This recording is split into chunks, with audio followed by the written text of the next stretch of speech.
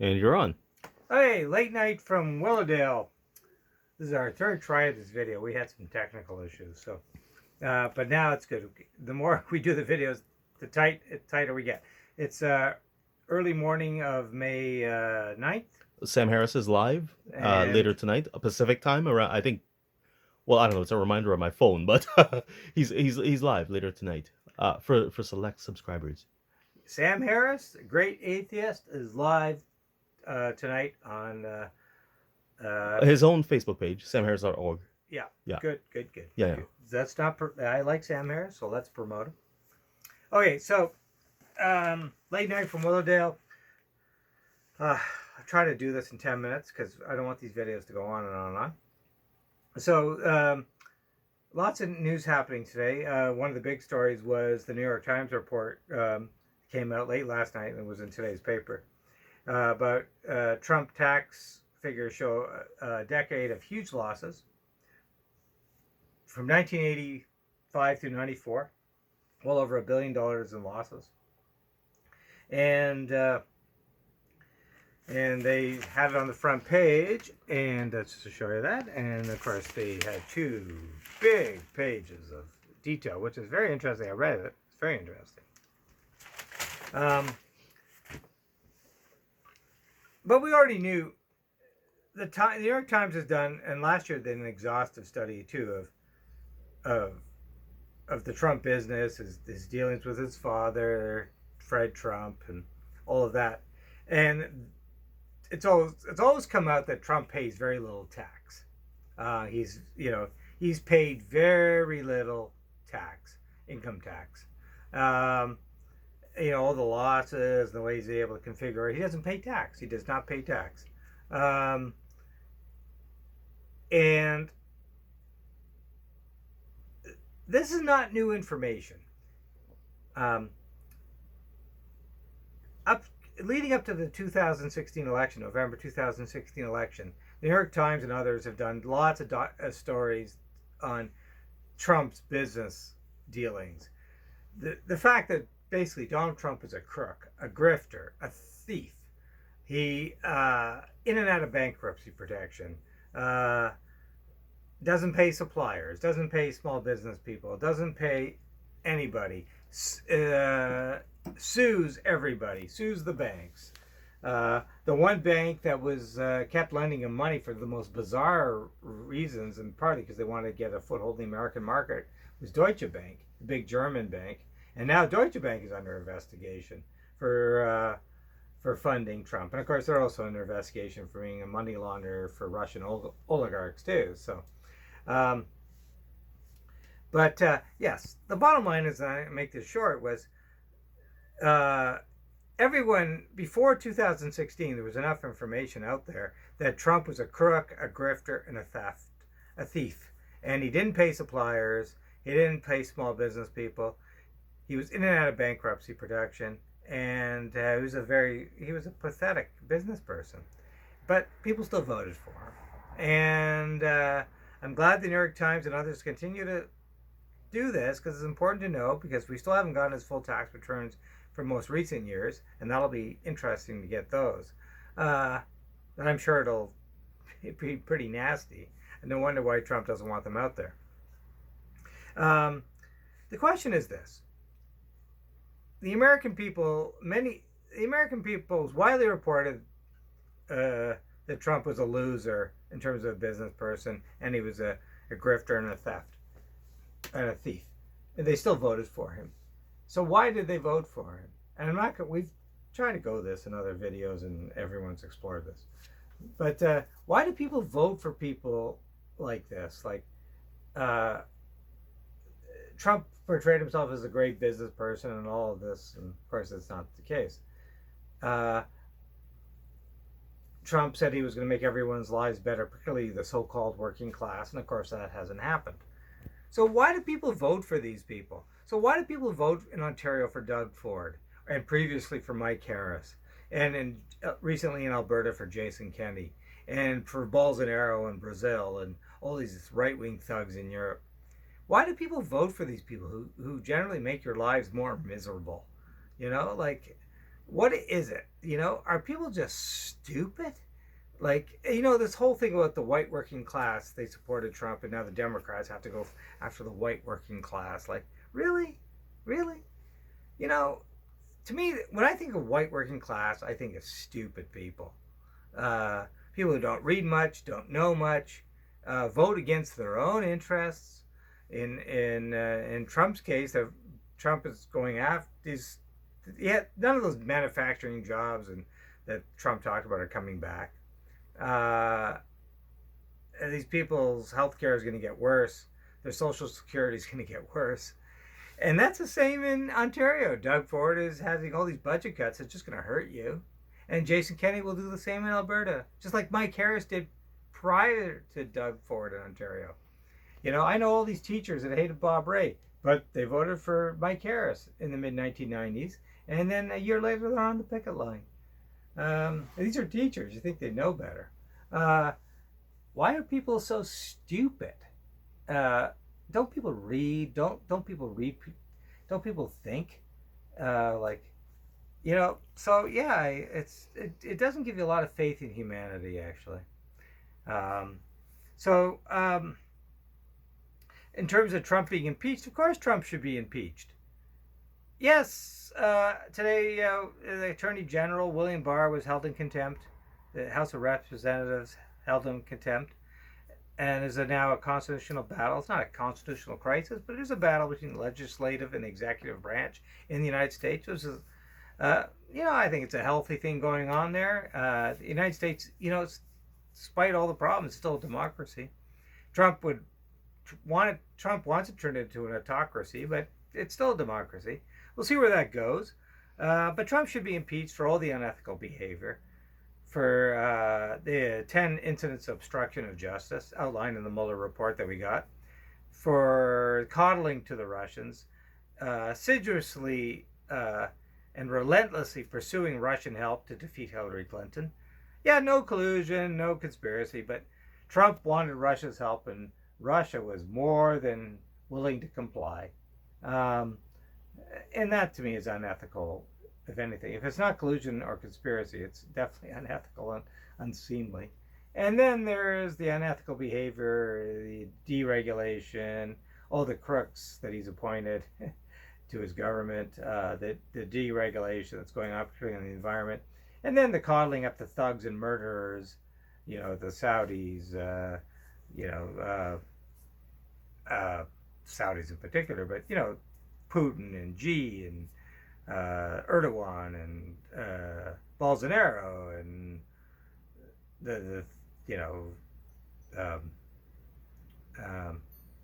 of course the Bibi in Israel, another dirty thug and a murderer. And Was he up on corruption charges or yeah, something? and he's a bedfellow of Trump because he's also a corrupt. He's up on corruption charges. He just won re-election, but we don't know where that's going to go. And I could talk about Gaz, but I won't in this video. And then there's the nutty foreign policy. Basically trying to get into war with Iran. This nutty, crazy hatred of Iran. They just sent this big aircraft carrier group into the Persian Gulf, just to intimidate Iran. Iran has done nothing wrong. I'm not saying they're a perfect player on the world stage, but Iran has adhered to an international arms control agreement, whereas the United States pulled out. The Iran nuclear deal, Iran has adhered to it. The United States pulled out. The only violator of international law is the United States. The hatred of Iran with segments within the American elite is just stunning. And the Trumpites have this hatred towards Iran, which is nutty, and it could lead to some sort of stupid war, because they're goading Iran, and they want Iran to do something stupid. I kind of hope Iran holds back. And it's nutty. We need to have good relations with Iran. Iran could help the United States in so many areas. But what do you do with their allies, though? How does that work? Can you suddenly switch from Saudi Arabia to Iran? Well, Saudi Arabia is an outlier. They're one of the worst human rights abusers on the planet Earth. Uh, they're a disgraceful country. They actually make Nazi. They don't. They're very similar to Nazi Germany. They're a vicious, disgusting place, and we should have. Canada should not have relations with them. No country should have relations with Saudi Arabia. They're they, they are vile, and I'm sorry, they are. Under this new murder and thug MBS, they're a vile country, and that's why a lot of people are trying to escape the place. I'm glad Canada's giving asylum to anyone who wants to leave Saudi Arabia. Um, uh, but that takes me to another vile country, China. I'm glad that Trump, in a way, is standing up to China on trade, because China's a trade violator, no question.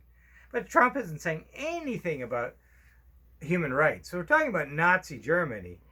What China is doing to the Uyghurs in northwest China, the Muslim minority in northwest China, it's disgusting. Detention camps, re-education camps, murder, suppressing this Muslim majority in northwest China is disgusting. The world doesn't even talk about it. We've talked about the Rohingya in Myanmar, which is very important. No one talks about what's going on in northwest China. China has this hatred toward its Muslim population. And what's going on in northwest China is Nazism. And no one talks about it. The Americans don't talk about it. Canada doesn't talk about it. The Western Europeans don't talk about it because nobody wants to alienate China because of money. I think it's time to alienate China. I think Canada has been humiliated by China. And with the rest of the Huawei executive, and she lives in luxury in Vancouver. She's under arrest, but she's living in luxury. She has two big homes in the Vancouver area, and she's living in luxury. Whereas our Canadian diplomats and citizens are being imprisoned in China. China is blocking Canadian exports of canola, pork, whatever. Because they figure they can just because they can. Because they're punishing Canada even though they want to punish the U.S., but they can't punish the U.S., so they punish Canada. And I think Trudeau should stand up to China. Trudeau's father, Pierre Trudeau, went to China in 1971. He met with Mao Zedong. He met with Chou En-lai. He was one of the few Western leaders to go to China. And he did this way before Nixon, a year before Nixon, which irritated the Americans, by the way. And what's the payback? The Chinese humiliate us? No, I think Canada should say to China, screw you. We don't need these great relations. Well, let's downgrade our relations. Let's not replace the ambassador in Beijing. And let's just have very low-level relations with China. Let's humiliate China. I'm tired of all these Chinese stooges and all these people saying we need to trade with China. We don't. We don't. Canada, as I said in the previous video, needs to have a foreign policy where we downgrade relations with thugs and murderers like the Saudis, the Chinese, the Russians, the Filipinos, you name it. There's a long list. Let's focus on Latin America, the Mercosur group, and yeah, forget that. But anyways, we've talked on a lot of topics. Let's wind this up. We've talked about Iran. Species. I think you wanted yes. to. Let's go to jumping? the Green Okay. Party. The Green Okay. Party. The Green Party is doing well. They hold the balance of power now in Prince Edward Island and in British Columbia. They just won another seat in Vancouver Island. So now there are two members from Vancouver Island in the House of Commons, Elizabeth May, and now a colleague just north. I forget the name, but that's okay. Nanaimo Ladysmith and Nanaimo Ladysmith. I forgot the name of the riding, but that's great. So there are now two members of Parliament from Vancouver Island. They're sitting in the House of Commons, including Elizabeth May, the leader. So I think the Greens are on the upswing, and I'm not making any predictions for the fall, but I could see the Greens holding the balance of power. I really could. The NDP is going nowhere. Jagmeet Singh, my fellow Khalistani, nice guy, but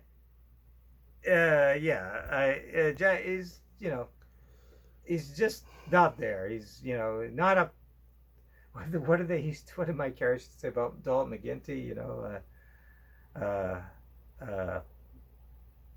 I forget. What did Mike Harris say about the whole Oh, thing? he used to say not not ready for power. Something like that, Something to that right? effect. I'll look it Oh, it'll come to up. me later. Yeah. Not ready for prime time. And Dalton McGuinty turned out to be very ready for prime time. I don't think Jagmeet Singh is ready for prime time. He's shallow. I don't think he knows a lot. I don't think he reads a lot. Hmm. He's a nice guy, but yeah. Hmm. The NDP made a bold gamble, which I thought was a great idea, but no, it hasn't worked out for them. If you look at Thomas Mulcair, who's an analyst on CTV now, he's a very smart guy. They got rid of Thomas Mulcair for no reason, and now they have a guy not ready for prime time, who's a very nice man, as I said, a fellow Calistani, and I thought it was a great idea for them to do that, but it hasn't worked out. So the NDP I don't think is going anywhere. The Greens are in the ascendancy. Greens are smart people. I've never met a Green Party person who wasn't smart. I disagree with them on pipelines, probably disagree with them on other things, but they're not eco freaks either. Even Elizabeth May still understands you need oil production. So Your dream catcher is going. I'm sure they'll hear it. yeah, the dream, yeah. Yeah. Because It's a very windy yeah. night tonight. So I think the Greens are in the ascendancy. I think they're going to do very well in October. I'll vote. I'm going to vote for them. And yeah, watch out for the Greens. I think they'll take votes away from the NDP and from the Liberals. I might Who vote knows Green. what's going to happen in October? We don't make any predictions. And now let's get to the other big story of the week. Really, the biggest story of the week wasn't Trump's tax returns or Bill Barr or the Green Party. Well, it's linked to the Green Party. It's linked to the environment. A million. What is it? A million species? 1 million, yes. 1 million species are endangered.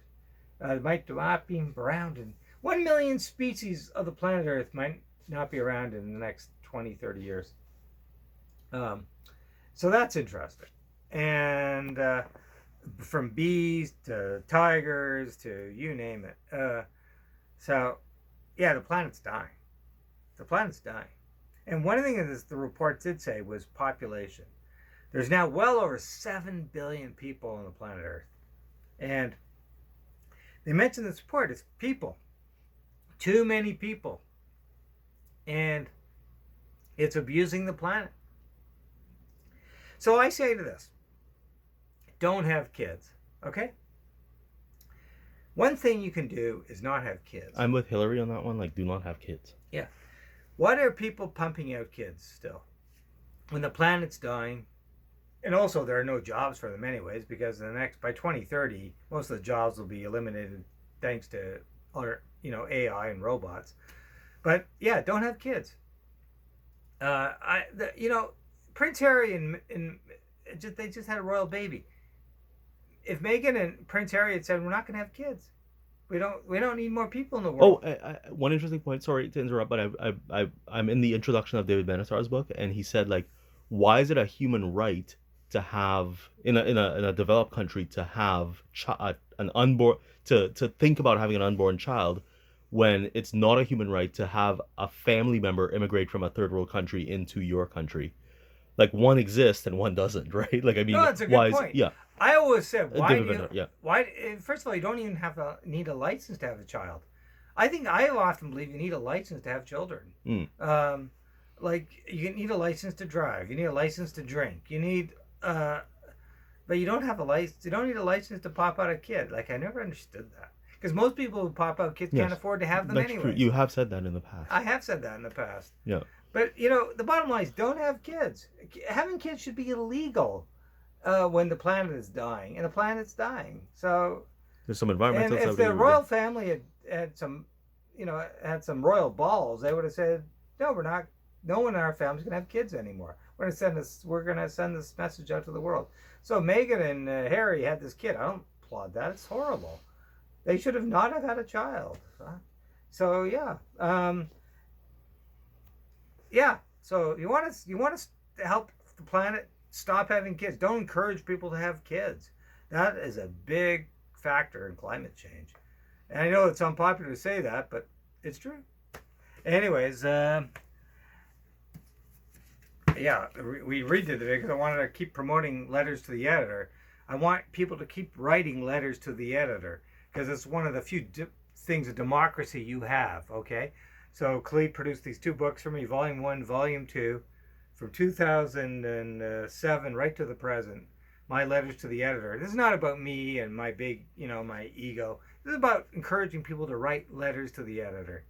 Because I read letters to the editor all the time in the New York Times, the Buffalo News, the Star, the Globe. Letters are always interesting to read. People's opinions are always interesting, and people of power do read letters. So please, write letters to all your publications. Okay, you can vote in elections, but one of the great things you can do in a democracy is still write a letter, and a good chance it will be published. And I tell you, editors of these papers like new writers. They don't like guys like me to write all the time. They want new people to write with their opinions and their thoughts. So write letters to the editor. It's one of the few things you can do in a democracy. Yeah, and talk to me if you sorry, yeah, go ahead. So there you go. So Yeah, and talk to me if you want, like, if you want one of those books. Like, yeah, let if you me want know. one of Like, these books, you can easily get it on Facebook if you contact Khalid Muhammad. Yeah, exactly. Facebook, contact Khalid Muhammad on Facebook if you want one of these books. Right. It's my letters from 2007 to 2019, in 2 volumes. But yeah, Volume 2 is better. Volume 2 is probably better. But write letters to the editor. And that note, I think we finally did this video, and we're not redoing it. And tutti a tavola a mangiare. Okay. Okay. Oops.